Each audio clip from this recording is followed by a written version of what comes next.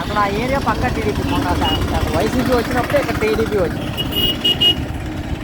పైన వైసీపీ వచ్చినా మాకు వచ్చింది టీడీపీగా. ఇప్పుడు మొన్న పక్క టీడీపీ మా ఏరియా వాటికి.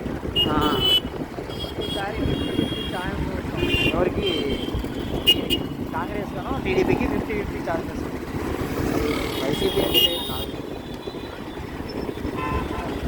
వరకు పర్మనెంట్ అయింది కానీ చాలా. చంద్రబాబు వస్తున్నాడు ఏమన్నా?